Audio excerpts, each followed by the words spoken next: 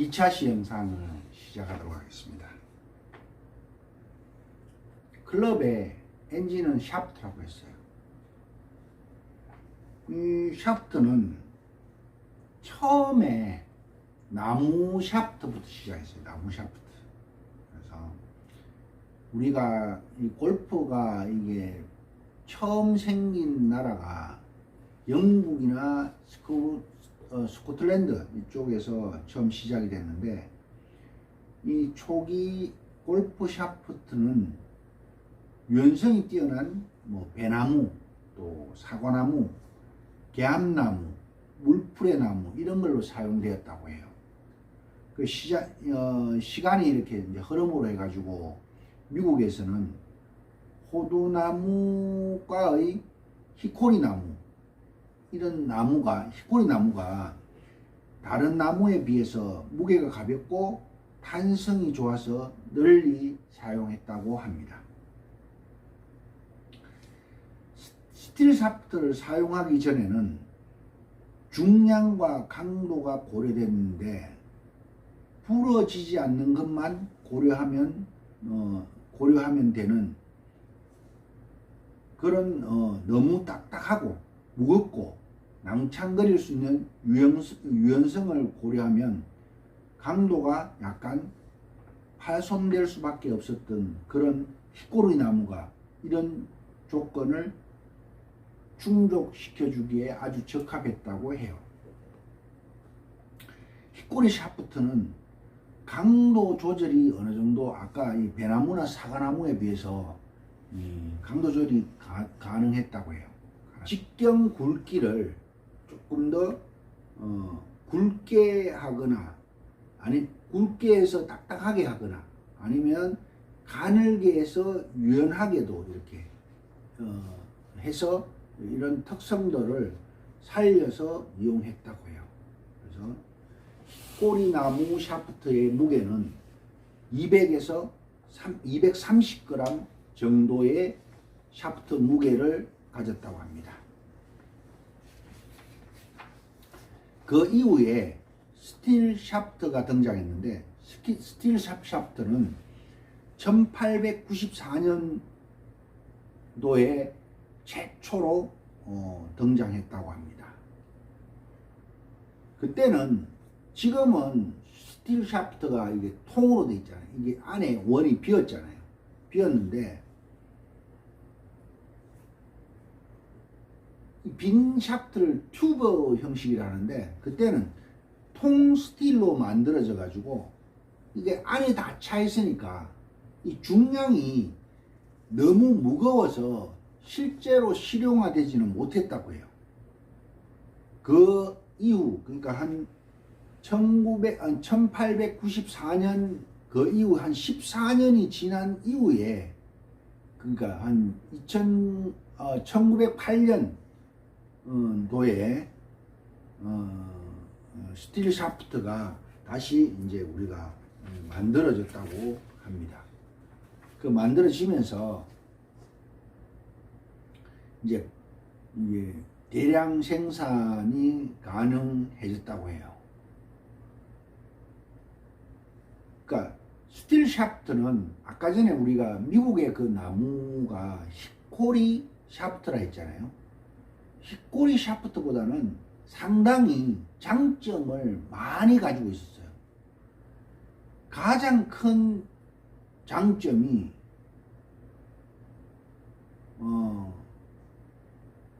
샤프트의 기능성이 굉장히 뛰어났고, 두 번째는 경제적인 면에서 대량 생산을 통해서 가격 경쟁력을 굉장히 잘 낮췄다고 해요. 가격을 많이 낮출 수 있는 그런 게 됐고, 그 다음에 세 번째로는 쉽게 파손되지 않는다는 거죠. 나무는 아무래도 이렇게 움직이면 부러지게 되지만, 스틸은 쉽게, 나무보다는 훨씬 더 강도가 높겠죠. 그래서 우리 골프계에서는 완전히 이게 혁명과도 같은 그런 거였어요. 나무에서 스틸로 전환되는 그런 시점이 대단한 시점이었다고 보시면 됩니다.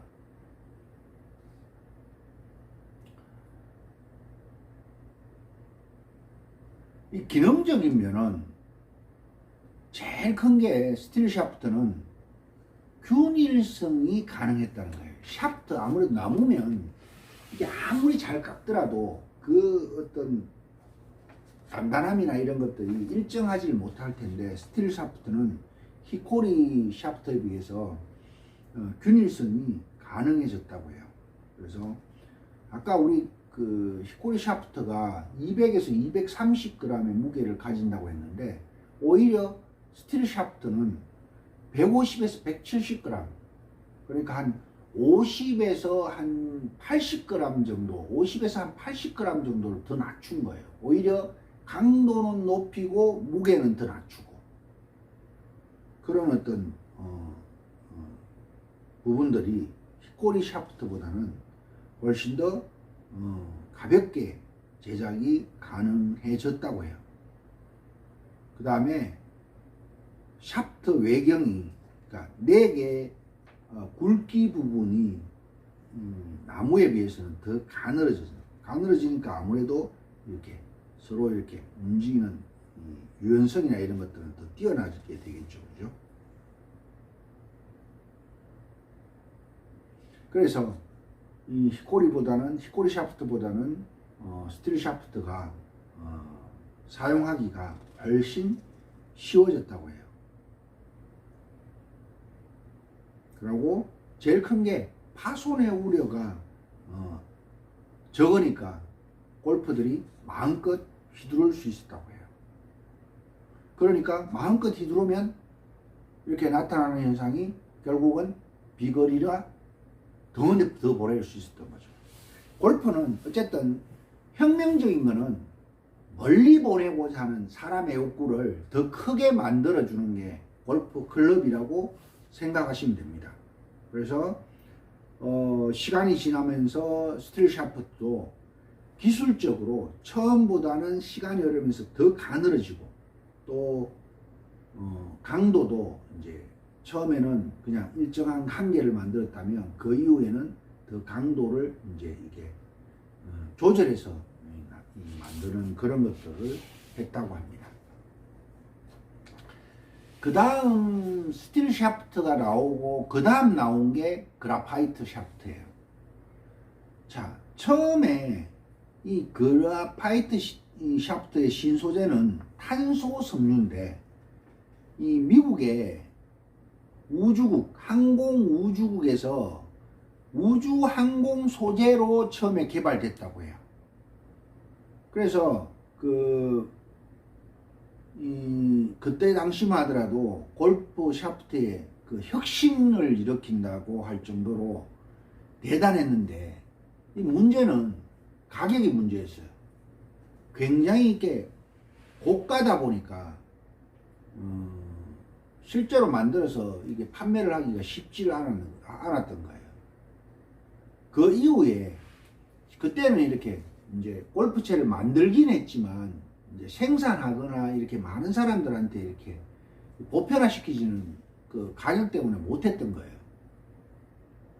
근데 언제부터 이제 그라파이트가 이제 보급이 많이 늘어졌냐면 낚싯대 있죠, 낚싯대. 낚싯대 만드는 회사들이 이제 이렇게 계속 낚싯대를 만들면서 그런 어떤 기법들이 기술이나 이런 것들이 자연스러워지면서 샤프트를 생산하게 됐던 거예요. 그러니까 낚싯대를 만들다 보니까 골프의 샤프트도, 그라파이트 샤프트도 탄생했다고 해도 맞을 만큼 어떤 그런 부분들이 연결고리가 됐던 것 같아요.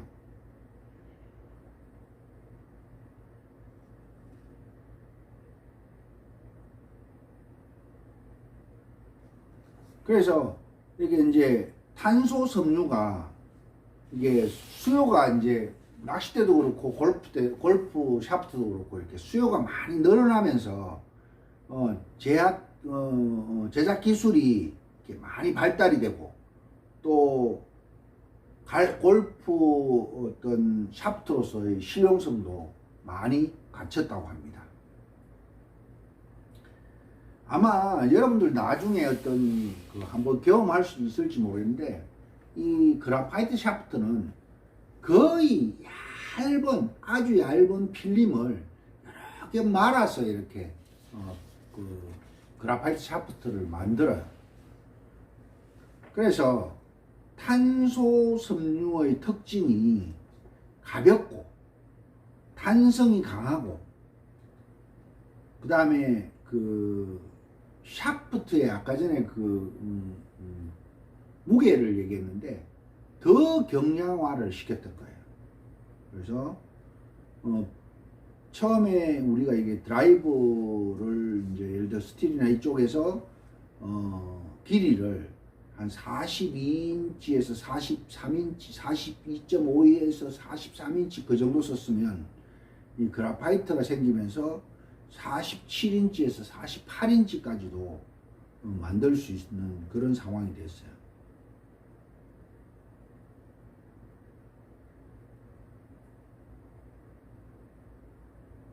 그래서 시간이 지나면서 이제 우드 종류는 거의, 우드는 스틸 샤프트가 거의 없어요.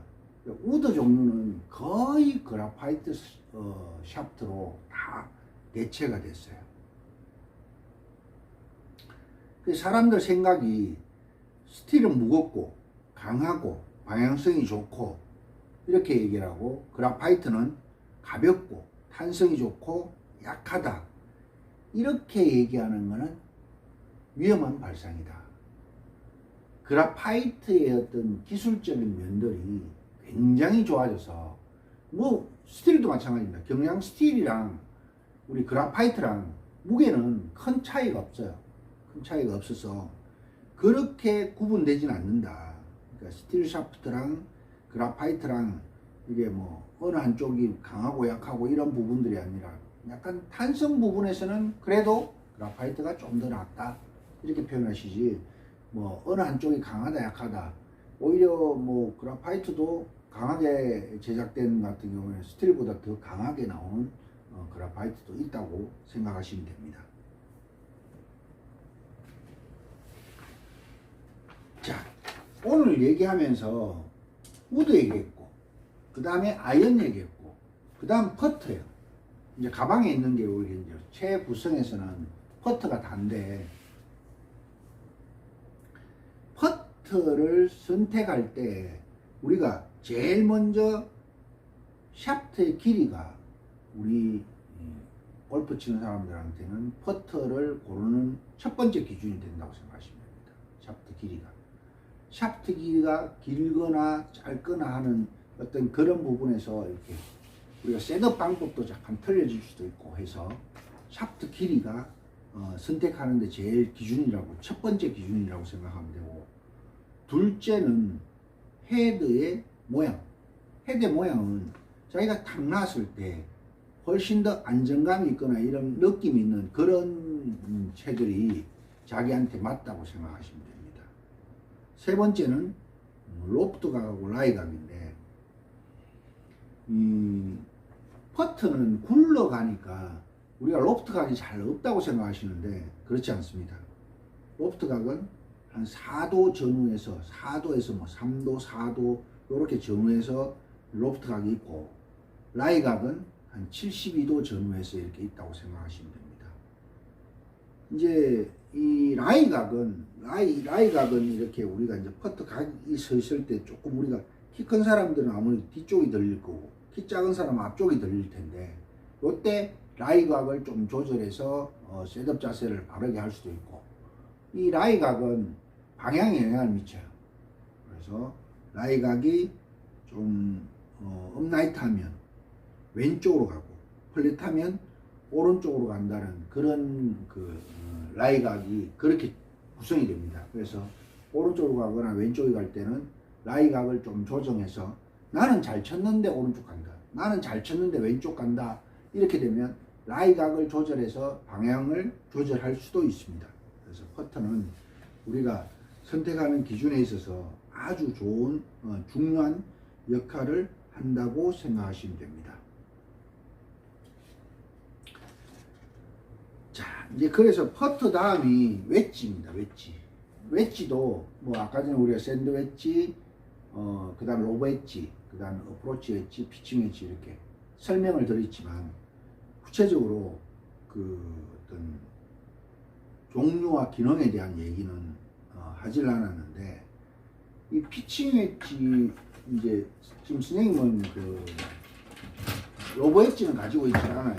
로브 엣지는 아직 그 다른 왜냐면 채 구성은 14개밖에 못 가지기 때문에 지금 우리가 이제 긴 채가 선생님한테는 좀 더 필요해서 로브 엣지보다는 웨지는 3자루로 하고 나머지 우드나 유틸 그 다음에 선생님 아까 전에 그 우리가 드라이빙 아이언 그랬잖아요. 선생님은 3번 드라이빙 아이언을 가지고 있어요. 그래서 그건 롱 쪽에 조금 더 집중하려고 그렇게 하고 있습니다. 그리고 보면 로프트 각인데 로프트 각이라는 것은 뭐냐면 여기서 바라보는 각이라고 생각하시면 돼요. 하늘을 바라보는 각. 그러면 피칭 엣지는 보통 한 46도 정도 돼요. 46도. 그 다음에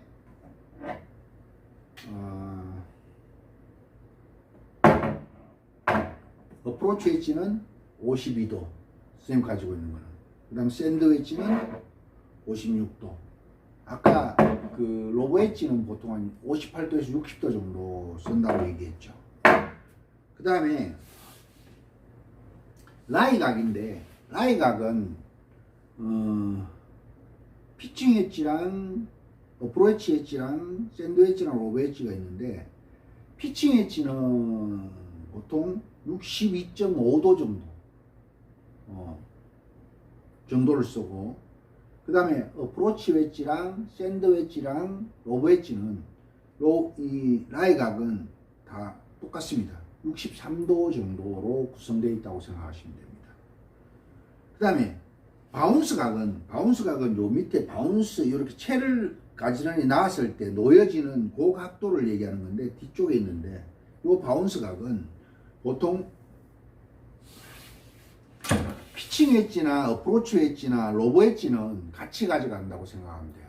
그런데 바운스 각이 틀린 거는 샌드 엣지입니다. 샌드 엣지가 보통 피칭 엣지, 어프로치 엣지, 로브 엣지는 6도에서 8도 정도로 생각하시면 되고 샌드 엣지는 10도에서 12도 정도로 이렇게 높아요. 그러니까 많이 이렇게 조금 많이 이렇게 누워 있다고 생각하면 되는 거예요. 왜 누워 있냐면 이 샌드 엣지는 주 사용처가 모래잖아요, 모래. 물론 이제 우리가 어프로치 할 때도 52도보다는 56도가 더 많이 띄울 수 있기 때문에 사용하긴 하지만 벙커에서는 거의 56도를 많이 쓰게 되는데 그만큼 이 벙커에서 많이 채가 이렇게 잘 미끄러지도록 하기 위해서 로프트를 10도에서 12도 정도를 이렇게 높여서 사용하고 있어요.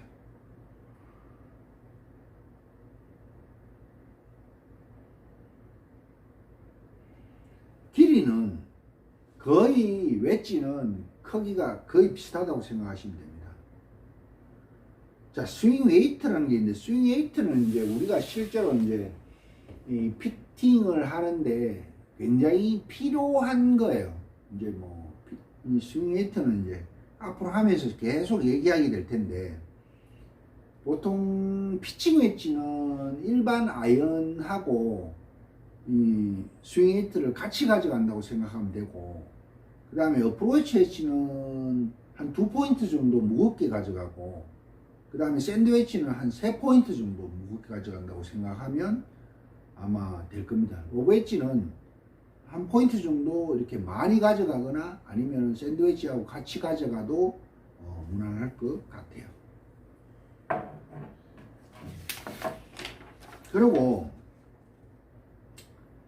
이 웨지를 이 웨지는 우리가 이게 아까 전에 내가 명칭에 대한 얘기를 잠깐 하질 않았는데 요 보면 이 면은 우리가 뭐 어쨌든 아까 페이스라고 했어요. 페이스라고 하고 그 다음에 요 앞에 제일 밑에 있는 이 여기 라인을 리딩 엣지라고 해요. 리딩 엣지 뒤쪽에 그 다음에 뒤쪽에 요쪽에 있는 요 밑에 이렇게 놓여지는 아까 전에 우리가 얘기했죠. 바운스 각이라고 했죠. 바운스 각이 큰 놈이 샌드 웨지가 제일 크다.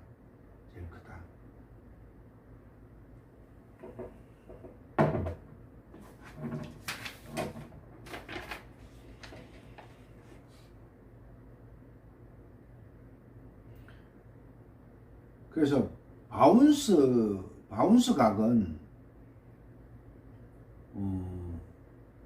자기가 이렇게 채를 치면서 바운스 각은 조금 조절할 수도 있어요. 자기가 편한 대로.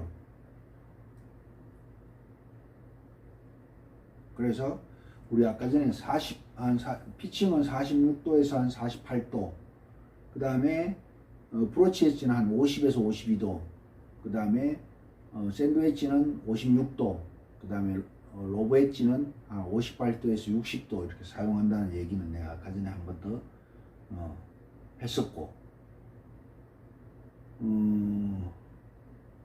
웨지로 풀샷을 할 때 이 방향에 절대적인 영향을 미치는 건 뭘까요? 라이각입니다. 라이각. 이 채가 어떻게 서 있느냐에 따라서 이 방향을 좌우하기 때문에 자기가 셋업하는 위치에서 앞이 들렸거나 뒤가 들렸거나 하면 방향에 아주 큰 영향을 주니까 그 라이각을 조금 조정해서 사용할 수 있습니다. 사용하면 아무래도 훨씬 더 유리하게 사용할 수 있어요.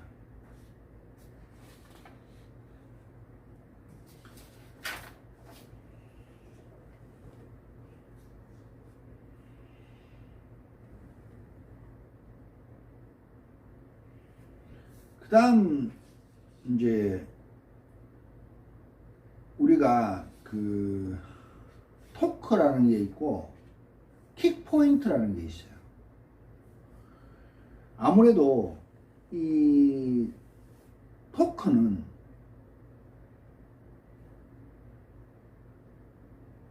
토크 자체가 지나치게 큰 경우가 있고 지나치게 작은 경우가 있는데, 토크가 지나치게 크면 일어나는 현상이 샤프트의 강도가 약간 유연해진다. 토크가 지나치게 크면. 그 다음에 임팩트 때 헤드의 감이 부드러워진다. 토크가 지나치게 큰 경우에는. 그 다음에 볼의 탄도가 약간 높아지게 되고, 근데 문제는 방향성이 떨어지고 발사각도가 높아지니까 바람의 영향을 많이 받게 돼요. 그 다음에 토크가 지나치게 적은 경우에는 반대로 샤프트의 강도가 약간 강하게 되고, 그 다음에 임팩트 시 헤드의 감이 강해져서 타격감 자체는 떨어지게 만들어요.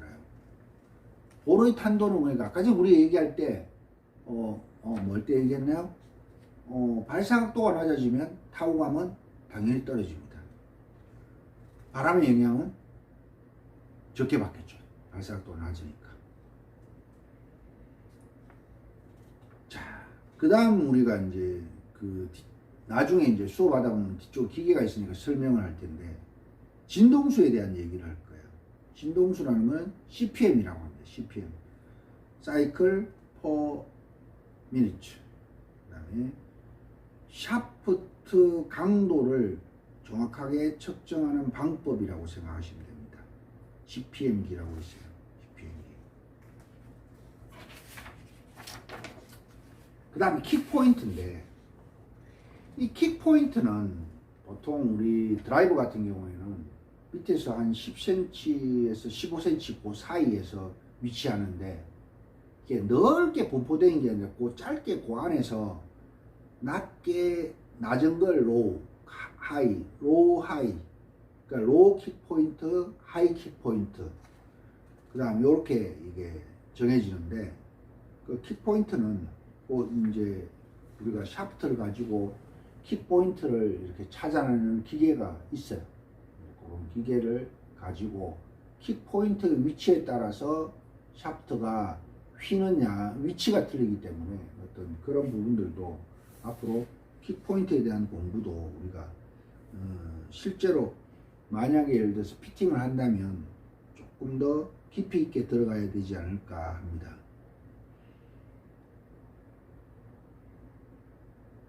그래서 킥 포인트가 높으면 볼의 탄도는 낮게 되고, 반대로 킥 포인트가 낮으면 볼의 탄도를 높여줍니다. 더 밑쪽이 더 킥 포인트가 낮다는 건 더 팽창하니까 높아진다는 겁니다.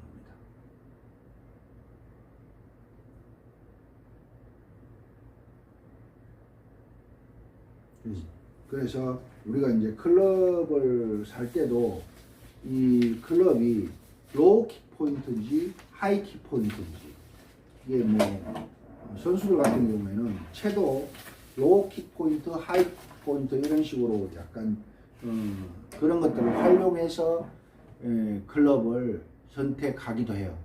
선택하기도 한다는 겁니다. 자, 우리가 이제 두 번째 시간까지 전체적으로 우리가 이제 우리가 이 클럽이 만들어지는 샤프트가 만들어지는 과정이나 또 헤드가 만들어지는 과정, 이런 것들을 한번 알아봤습니다. 이상으로 두 번째 시간을 마치도록 하겠습니다.